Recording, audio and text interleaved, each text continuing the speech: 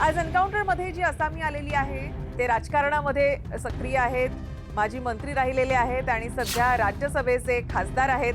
आपल्यासोबत अनिल बोंडेजी आहेत. आता एक महत्त्वाचा निर्णय होता राहिला, याकडे आपण कसं पाहता? 2023 मध्ये जेव्हा महिला आरक्षणाचं विधेयक पास झालं त्यामध्ये स्पष्ट होतं की येणाऱ्या डिलिमिटेशन नंतर हे विधेयक अंमलात आणलं जाईल. दक्षिणेमधल्या राज्यामध्ये लोकसंख्या वाढीचं प्रमाण कमी असल्यामुळे आणि उत्तरेमधल्या राज्यामधले लोकसंख्येचं प्रमाण जास्त असल्यामुळे उत्तरेमधल्या राज्याच्या सीट्स वाढतील, दक्षिणेमधल्या राज्याच्या कमी होतील.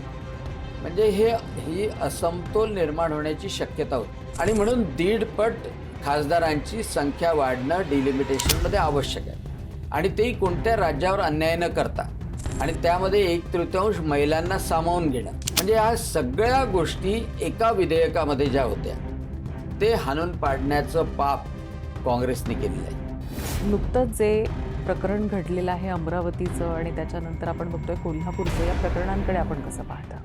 अशी एक जिहादी मानसिकता निर्माण होते, त्यामधून काही घटना घडतात.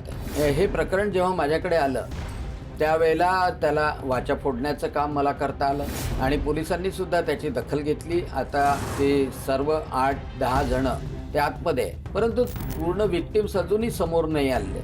म्हणजे असं जे प्रकरण सुरू आहे, एक संघटितपणे हिंदू मुलींना फसवण्याचा प्रकार केला जातो. मग त्याच्यानंतर त्यांना ब्लॅकमेल केलं जातं, त्यांचं जीवन नरकासारखं होतं. आता बा मीरा रोडला धर्म विचारून चाकूचा हल्ला केला. धर्म विचारून चाकूचा हल्ला करणं म्हणजे पहलगामसारखंच करणं आहे आणि म्हणून अशा लोकांची मानसिकता बदलवणं शक्य नाही. यांना ठेचलंच पाहिजे. खरं म्हणजे याला कारणीभूत जर पाहिलं तर काँग्रेसचं जे शासन होतं त्यामध्ये लांगुल चालन करण्याच्या नादामध्ये, अपीजमेंटच्या नादामध्ये एक सातत्यानं राहायचं की याच्यामुळे मुसलमान नाराज होईल का.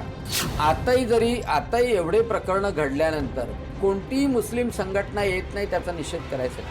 कोणतीही काँग्रेसची आमदार, खासदार, माजी नेता कधी समोर येत नाही की या गोष्टीचा निषेध केला पाहिजे. कशासाठी?